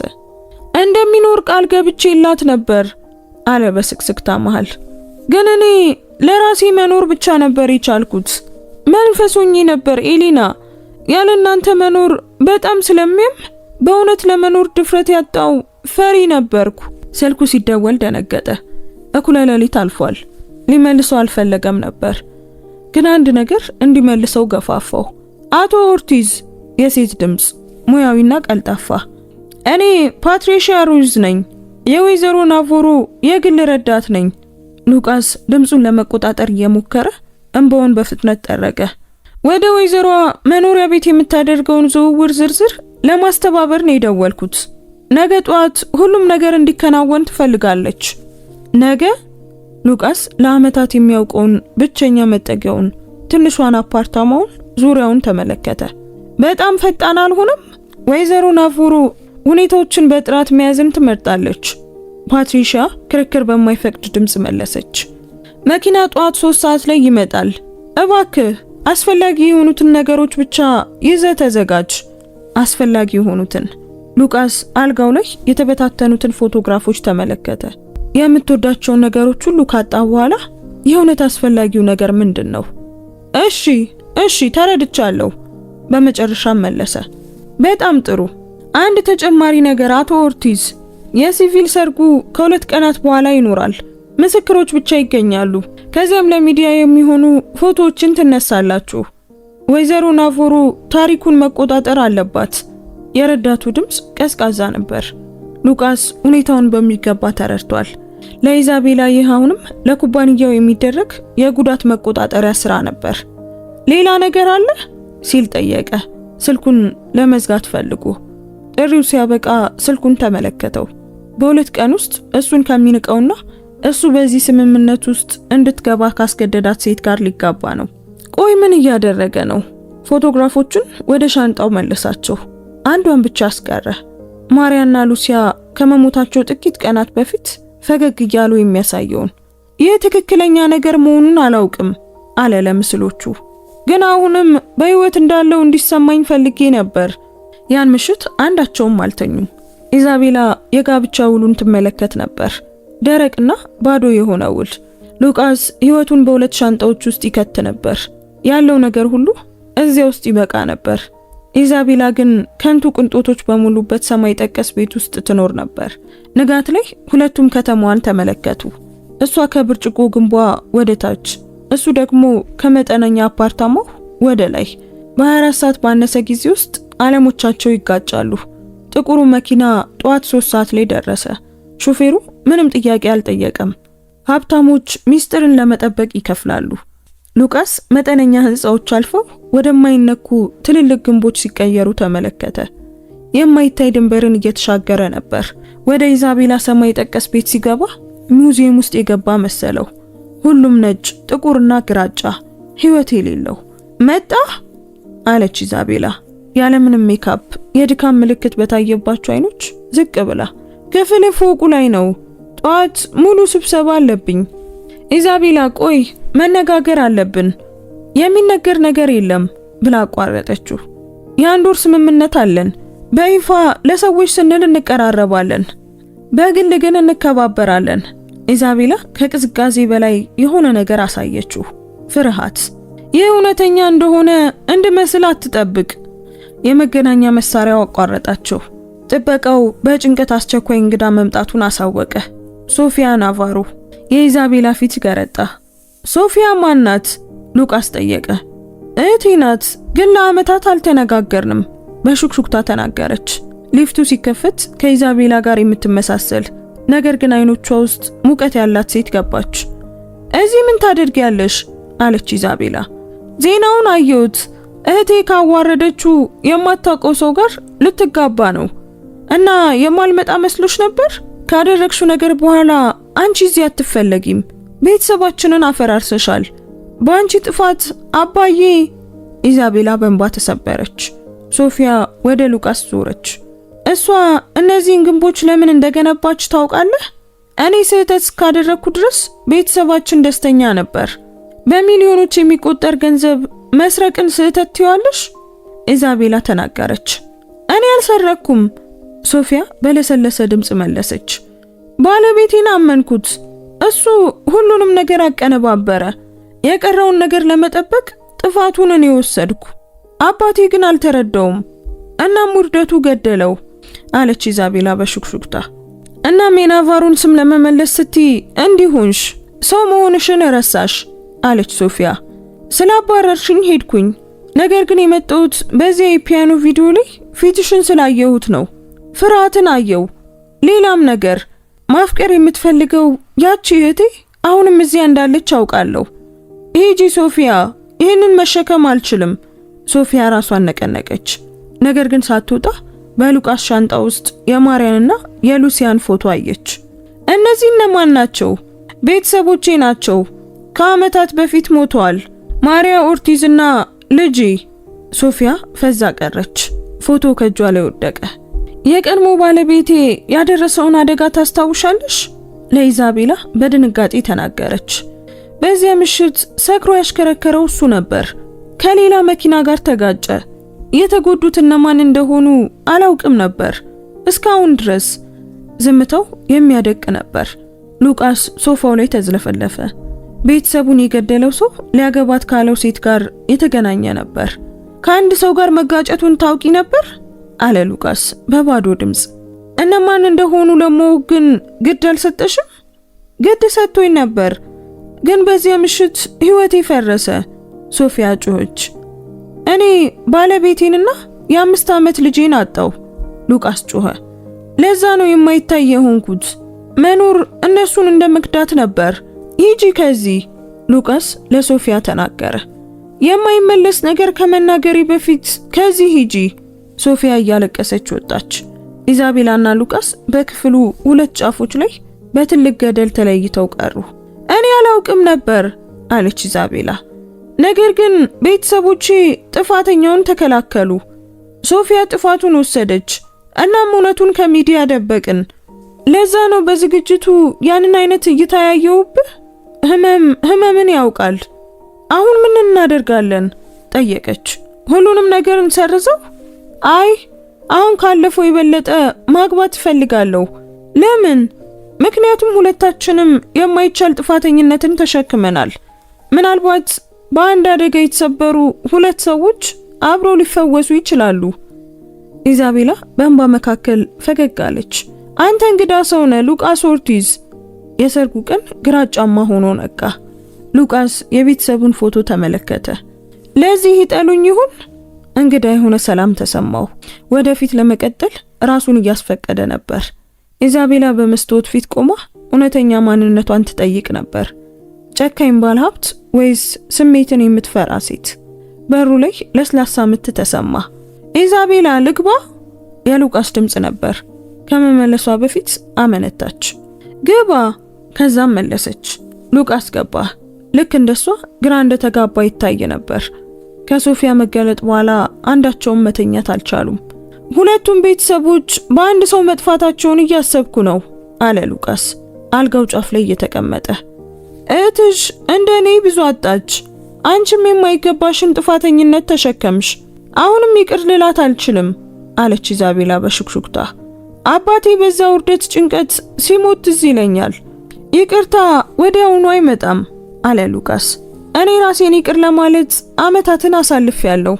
ነገር ግን አንቺን ማወቄ ሁልጊዜም የኔ መለያ መሆን እንደሌለበት ያስተምረኛል። ዝም አሉ። በ3 ሰዓት ውስጥ ይጋባሉ። ሰርጉን እውነተኛ ብናደርገው ምን ይመስልሻል? ሲል ሉቃስ ሐሳብ አቀረበ። የዘላለም የፍቅር ቃል ኪዳን ሳይሆን፣ ምክንያቱም ውሸት ስለሚሆን የእውነተኛነት ቃል ኪዳን፣ ስሜታችንን ሳንደብቅ አንዳችን ሌላኛችንን ለመፈወስ የመረዳዳት አይነት። ያ የሚያስፈራ ይመስላል አለች። አዎ፣ ግን ዓላማ ያለው ፍርሃት ነው። ኢዛቤላ እጇን ዘረጋች።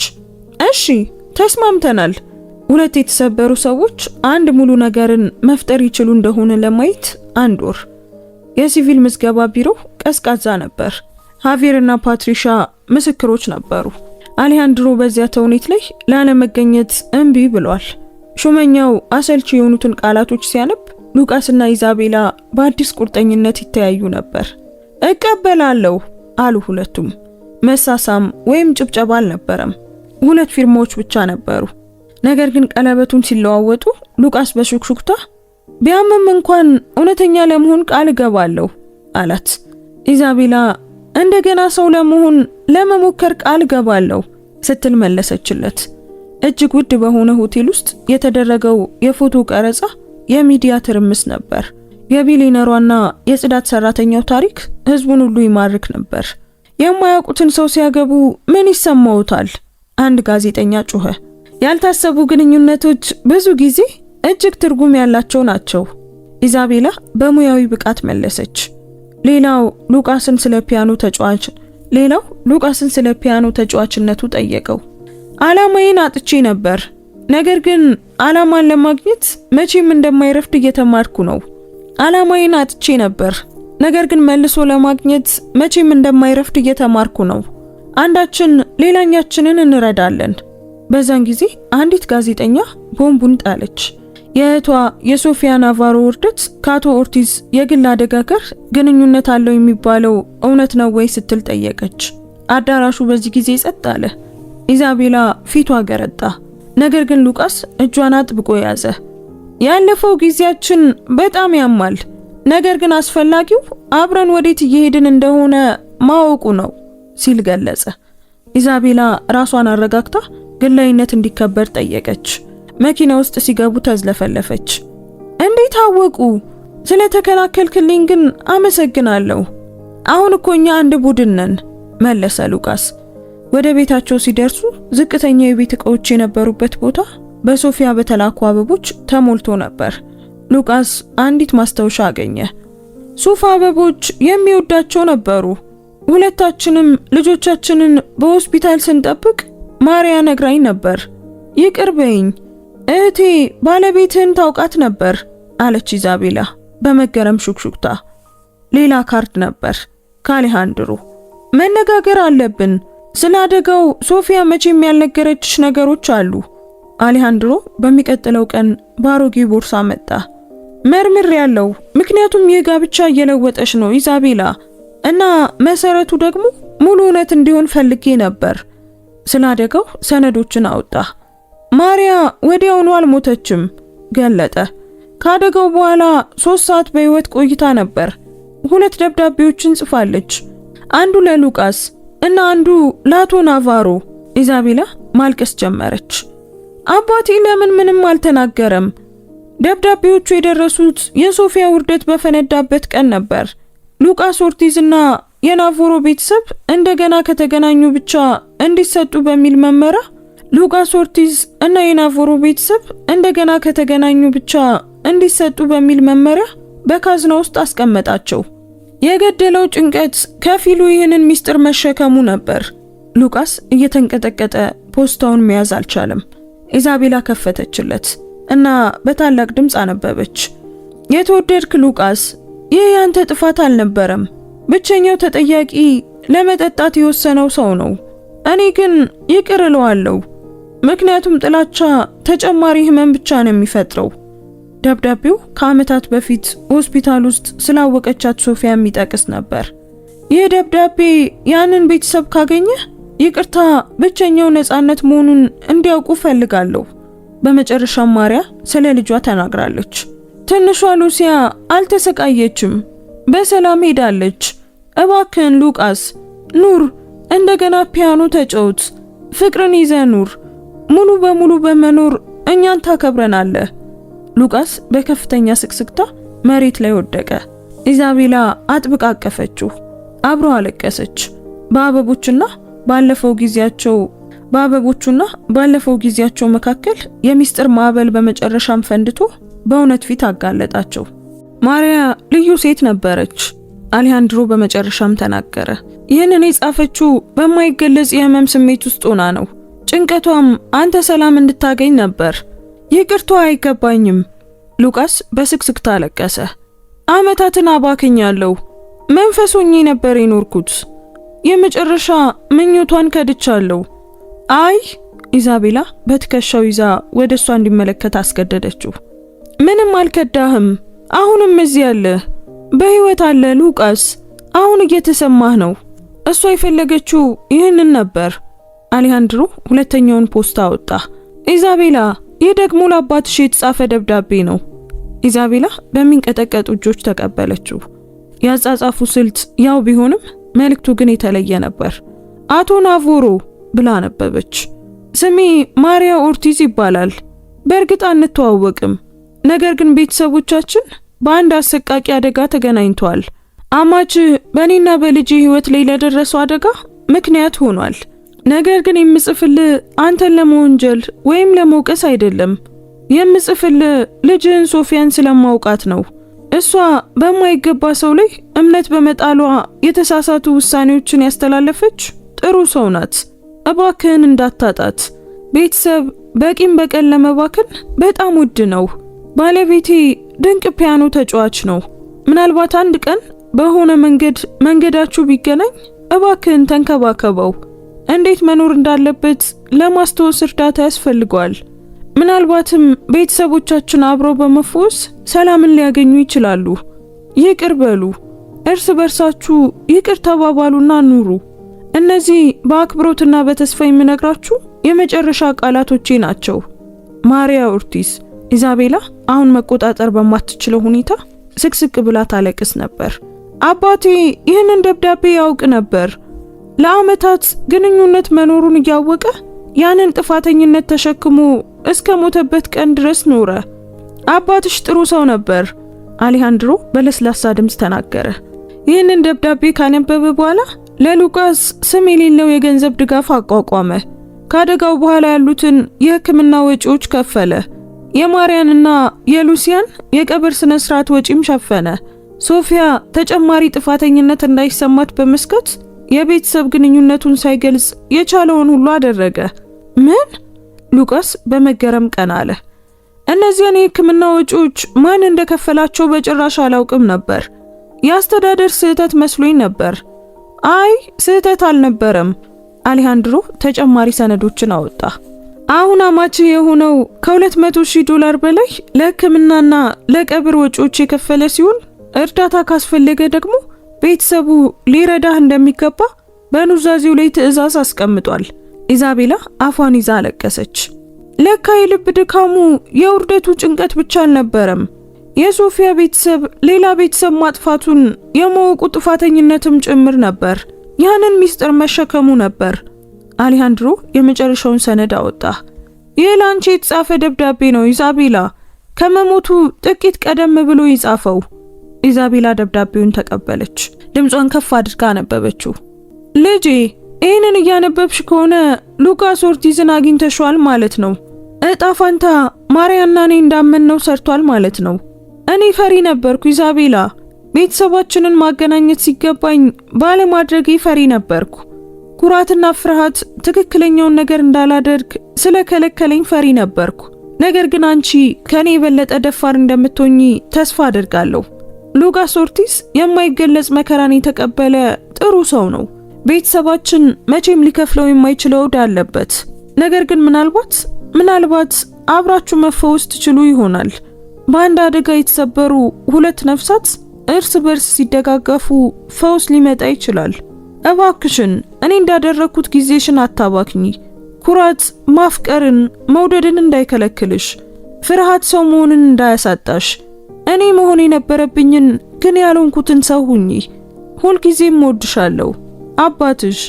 ኢዛቤላ በሉቃስ ደረት ላይ ወደቀች። ሁለቱም ስላለፈው ጊዜ ያላቸውን ግንዛቤ የቀየረውን ሚስጥር እያሰላሰሉ እርስ በርሳቸው ተቃቀፉ። አሌሃንድሮ እንዲያለቅሱና እንዲረጋጉ ጊዜ በመስጠት ዝም አለ።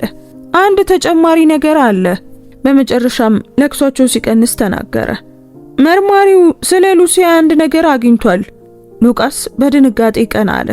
ሆስፒታል ውስጥ ከመሞቷ በፊት የእጇን ቅርጽ ሞልድ ሰርተው ነበር። በእንደዚህ አይነት ሁኔታዎች የተለመደ አሰራር ነው። በሆስፒታሉ መዝገብ ቤት ውስጥ ተቀምጦ ነበር። ከፈለክ ላመጣልህ እችላለሁ።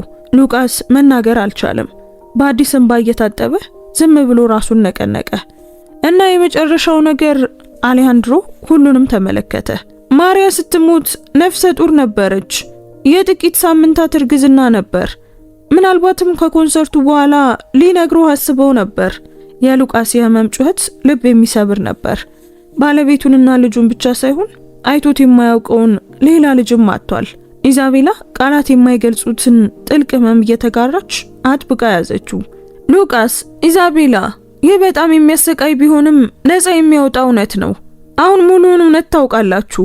ማሪያ ይቅር ማለቷን፣ የኢዛቤላ አባት ትክክለኛውን ነገር ለማድረግ መሞከሩን እና ሁለቱም ቤተሰቦች አብረው እንዲፈወሱ መፈለጋቸውን አውቃቸዋል። ቆይ ከዚህ በኋላ ምንድነው የምናደርገው? ሉቃስ በተሰባበረ ድምፅ ጠየቀ። በዚህ ሁሉ ህመም እንዴት መኖር እንቀጥላለን? አብረን። ኢዛቤላ ፊቱን በእጆቿ ይዛ በሹክሹክታ መለሰች። ማሪያና አባቴ እንዳሉት አብረን እርስ በርሳችን እንረዳዳለን። በእውነት አላውቅሽም አለ ሉቃስ። አንቺም አታውቂኝም። ነገር ግን ከጊዜ በበለጠ ጥልቅ በሆነ ነገር ተገናኝተናል። በኪሳራ ተገናኝተናል። ኢዛቤላ ራሷን ነቀነቀች። በጥፋተኝነት፣ በህመም፣ ግን ደግሞ በተስፋ ከእንዲህ ያለ አስከፊ ነገር ጥሩ ነገር ሊወጣ በሚችል አጋጣሚ ተገናኝተናል። አሌሃንድሮ በዝግታ ተነሳ። ለብቻችሁ ልተዋችሁ። የምታስቡት ብዙ ነገር አለ። ነገር ግን ከመሄዴ በፊት አንድ ነገር መናገር ፈልጋለሁ። እዚህ እየገነባችሁት ያለው ነገር በስህተት ምክንያት የጀመረው እንግዳ ጋብቻ በትክክል ማሪያና አቶ ናቮሮ ተስፋ ያደረጉት ነገር ይመስለኛል። ሁለት ሰዎች በጋራ ጨለማ ውስጥ ብርሃንን ሲያገኙ። አሌሃንድሮ ሲሄድ ሉቃስና ኢዛቤላ ታሪካቸውን በአዲስ መልክ በጻፉት ደብዳቤዎች ተከበው ሶፋው ላይ ተቃቅፈው ቀሩ። ማሪያ ይቅር ብላለች። አንተስ የኔን ቤተሰብ ይቅር ማለት ትችላለህ? ቤተሰቦችሽ ጥፋተኛ አልነበሩም፣ ሉቃስ መለሰ። ሶፊያም ተጎጂ ነበረች። አባትሽም የማይገባውን ጥፋተኝነት ተሸክሟል። አንቺም ልክ እንደኔ በዚህ ሁሉ ተጎድተሻል። እንግዲያውስ አብረን መፈወስ እንችላለን አለች ኢዛቤላ። እንደ ጥያቄ ሳይሆን እንደ ቃል ኪዳን አብረን። ሉቃስ ቃሉን አረጋገጠ። በውጭ በከተማዋ ላይ ፀሐይ መጥለቅ ጀመረች። በሰማይ ጠቀስ ቤት ውስጥ ተሰብሮ የነበሩ ሁለት ሰዎች በጣም በዝግታ መጠገን ጀመሩ። የማሪያ ደብዳቤዎች ጠረጴዛው ላይ ነበሩ። የመጨረሻ ቃላቶቿ በአሳማሚው ያለፈ ጊዜና በሚቻለው የወደፊት ጊዜ መካከል ድልድይ ሆኑ እና ካደጋው በኋላ ለመጀመሪያ ጊዜ ሉቃስ ምናልባት መኖር እንደሚገባው ተሰማው። የሚቀጥሉት ቀናት የዝምታ ቢሆንም ጥልቅ ለውጥ የታየባቸው ነበሩ። አንድ ጊዜ ቀዝቃዛ ሙዚየም የሚመስል የነበረው ሰማይ ጠቀስ ቤት አሁን ህይወት አገኘ። ፎቶግራፎች ግድግዳዎቹን አጌጡ። ማሪያና ሉሲያ ከኢዛቤላ አባት ምስል ጎን ተቀመጡ።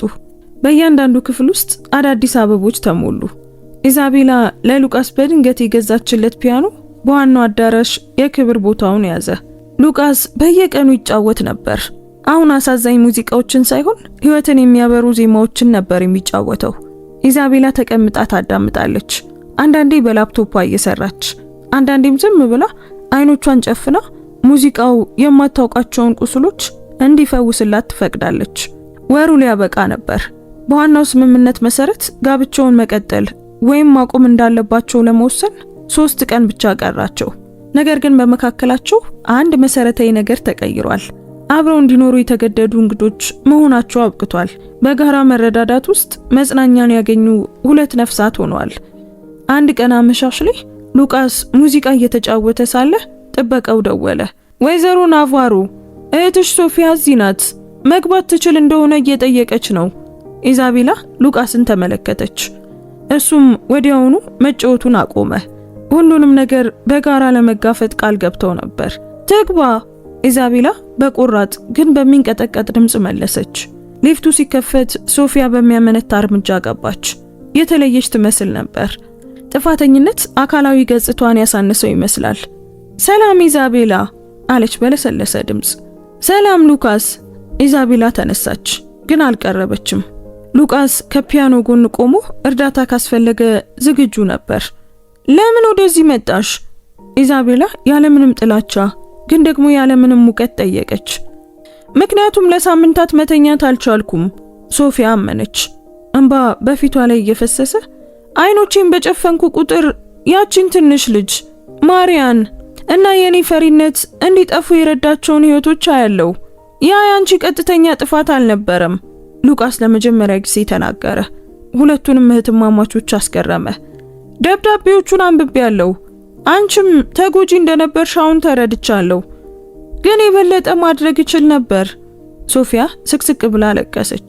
በዚያ ምሽት ከመድረሱ በፊት ካርሎስን ለፖሊስ ማሳወቅ እችል ነበር። መጠጥ በማብዛቱ እርዳታ እንዲያገኝ ግፊት ማድረግ እችል ነበር። ሁላችንም የበለጠ ማድረግ እንችል ነበር። ኢዛቤላ ንግግሯን አቋረጠች። እኔ ቀድሜ ይቅር ማለት እችል ነበር። አባቴ በህይወት እያለ ቤተሰቦቻችንን ማገናኘት እችል ነበር። ሉቃስም ለአመታት ከመጥፋት ይልቅ እርዳታ መቀበል ይችል ነበር። ሁላችንም እዚህ በጸጸት ተሞልተናል። ወደ እህቷ ቀረብ አለች። ግን ማርያ ስለ ይቅርታ ጽፋለች። አባቴም አብረን እንድንፈወስ ተመኝቶ ሞተ። እኔ ደግሞ በጥላቻ መኖር ሰልችቶኛል። ይቅር እያልሽኝ ነው? ሶፊያ ለማመን ተቸግራ በሹክሹክታ ጠየቀች። ይቅር እያልኩሽ ነው። ኢዛቤላ እጆቿን ዘረጋች። ይገባሻል ወይም አይገባሽም ብዬ ሳይሆን ሁለታችንም ነፃ መሆን ስላለብን ነው። እህትማማቾቹ ተቃቅፈው አለቀሱ። አመታት ያስቆጠረው ህመምና ቂም መርዝ መሆኑ አብቅቶ ወደ መፈወሻ እንባ ተቀየረ። ሉቃስ በአይኖቹ እንባ እየታጠበ ይመለከታቸው ነበር።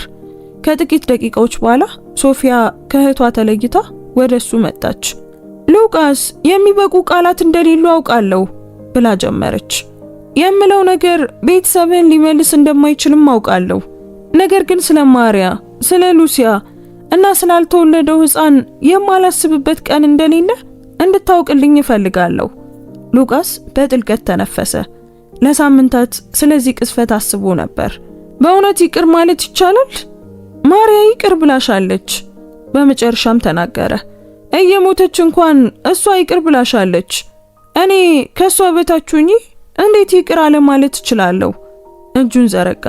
ሶፊያ በሚንቀጠቀጥ እጇ ያዘችው። አመሰግናለሁ ሉቃስ አለች። የቀረውን ህይወቴን የእነሱን መታሰቢያ ለማክበር ጥራለሁ። እንግዲያውስ በጥሩ ሁኔታ ኑሪ።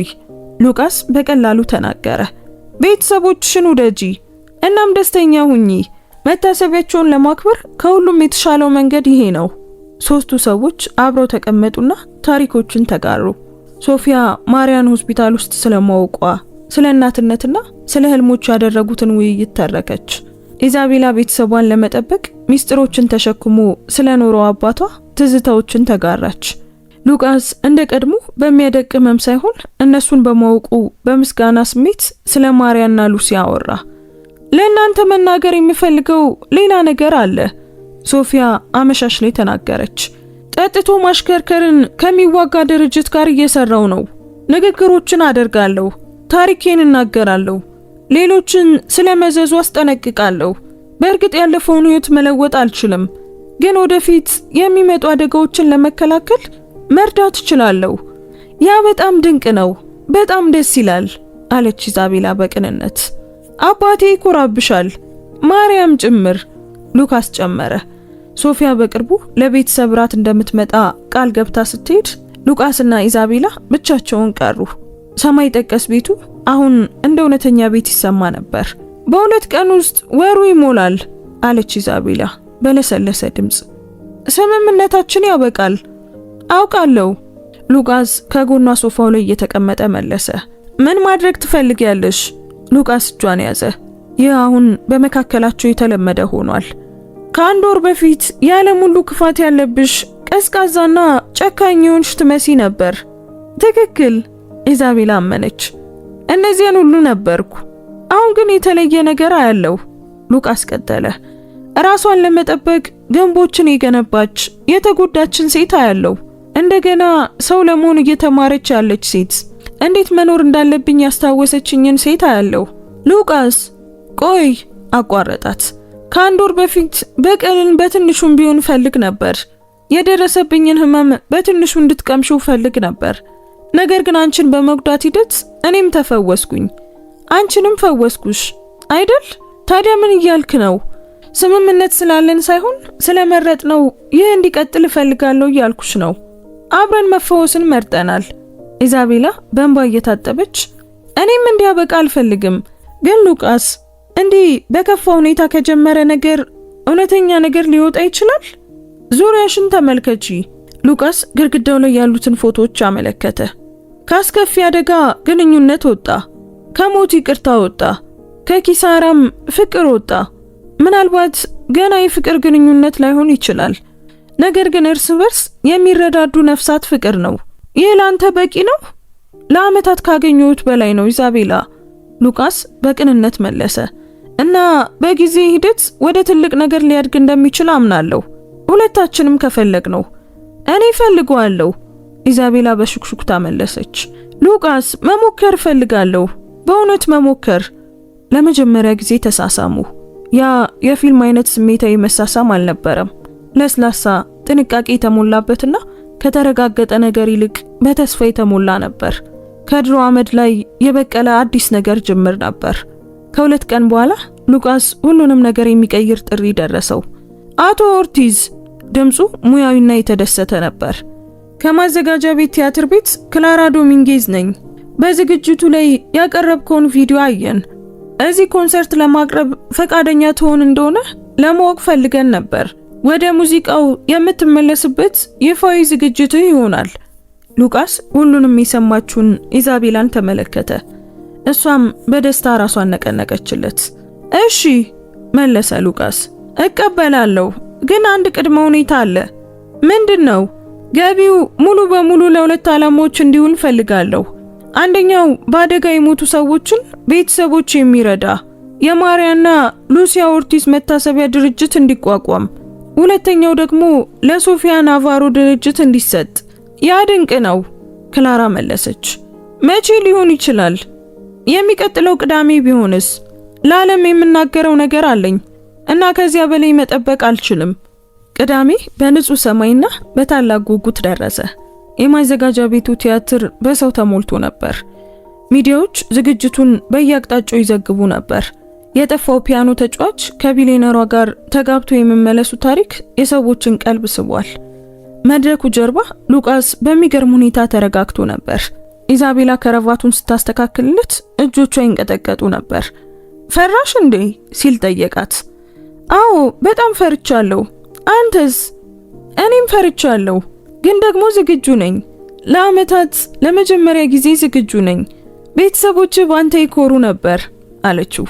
ቤተሰባችን በኢዛቤላ፣ ሉቃስ አረማት። አሁን እኛ ቤተሰብ ነን፣ አንቺና እኔ። ሶፊያ ከአሌሃንድሮ፣ ሃቬርና ሌሎች የታሪኩ አባላት ጋር መጣች። ጊዜው ደርሷል፣ ሶፊያ አበሰረች። ህዝቡ እየጠበቀ ነው። ሉቃስ በጽኑ እርምጃ ወደ መድረኩ አመራ። መጋረጃው ሲከፈት ጭብጨባው የሚያደነቁር ነበር። ቃላት በማይበቁበት ጊዜ ድምጽ በሆነው ትልቁ ፒያኖ ፊት ተቀመጠ። እንደምን አመሻችሁ በማይክሮፎኑ ተናገረ። ድምጹ በአዳራሹ ሁሉ አስተጋባ። ከዓመታት በፊት ከዚህ ዓለም ጠፍቼ ነበር። በህይወቴ ውስጥ በጣም አስፈላጊ የሆኑ ሰዎችን አጥቼ ነበር። ከነሱ ጋር ሙዚቃዬም የጠፋ መስሎኝ ነበር። አዳራሹ ጭጭ አለ። ነገር ግን አንድ ነገር ተምሬያለሁ። ህመም ሊያጠፋን አይገባም። ኪሳራዎችም ማንነታችንን ሊወስኑ አይገባም። አንዳንዴ ያልጠበቅናቸው ሰዎች እንደገና መኖርን ያስተምሩናል። በቀጥታ የፊት ረድፍ ላይ የተቀመጠችውን ኢዛቤላን ተመለከተ። ባለቤቴ ማሪያ እንድኖር እንድጫወትና እንደገና እንዳፈቅር ጠይቀኝ ነበር እና ትርጉሙ ምን እንደሆነ ለመረዳት ዓመታት ቢፈጅብኝም አሁን ግን ተረድቻለሁ። ዛሬ ምሽት የሚጫወተው ለማሪያ፣ ለልጄ ሉሲያ፣ ላውቀው ላልቻልኩት ላላየሁት ልጄ፣ ቤተሰቡን ለመጠበቅ ሚስጥሩን ለተሸከመው የባለቤቴ አባት እና አንድ ነገር አተው መቼም አንፈወስም ብለው ለሚያስቡ ሰዎች ሁሉ ነው። እጆቹን በፒያኖ ላይ አሳረፈ እና ደግሞ እንደገና ሰው መሆን እንደሚቻል ላስተማረችኝ ለኢዛቤላ ጫወታለሁ። መጫወት ጀመረ። የመረጠው ሙዚቃ ከዚህ በፊት የሚጫወታቸውን አልነበረም። ባለፉት ሳምንታት የደረሰው አዲስ ዜማ ነበር። እንደገና መወለድ የሚል ስም ሰጥቶታል። ሙዚቃው በለስላሳና በሐዘን ተጀመረ።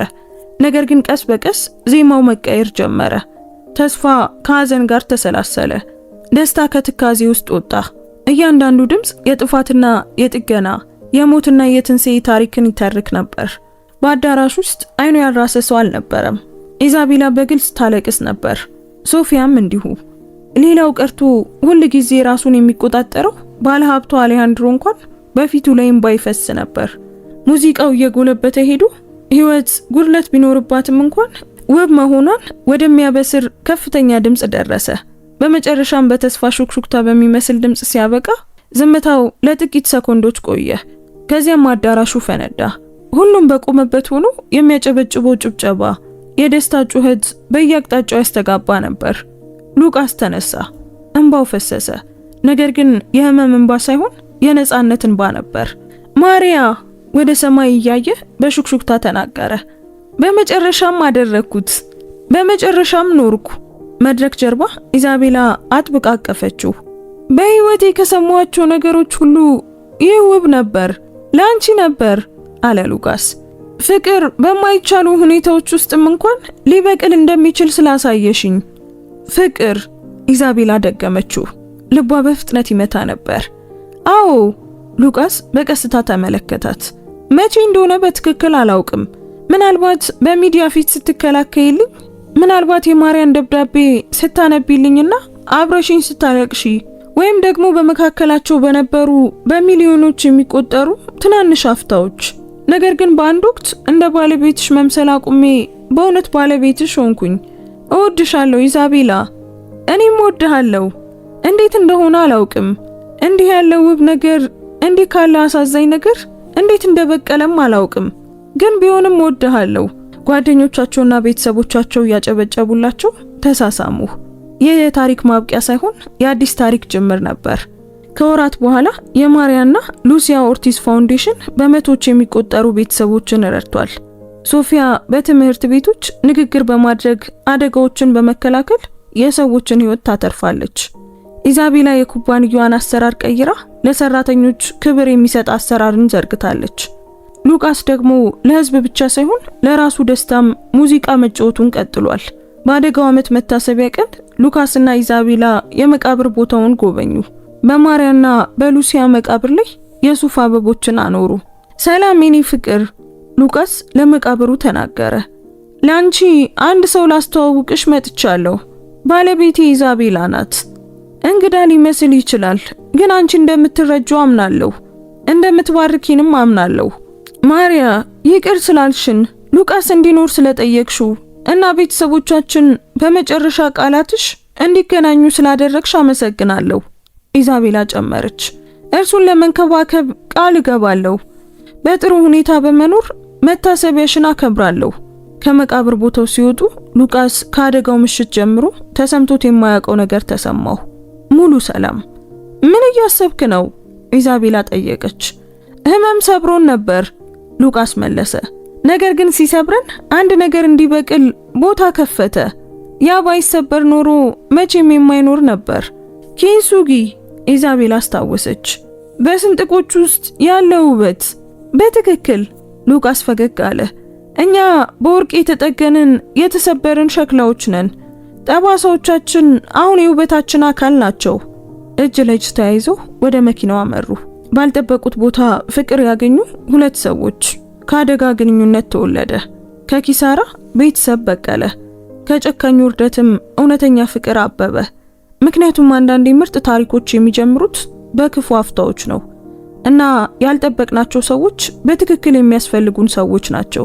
አሁን ፒያኖ ተጫዋቹ ተመልሷል። ቢሊነሯ ሰው መሆንን አግኝታለች እናም አብሮ ከህመም አመድ ላይ ውብ ነገርን ፈጥሯል።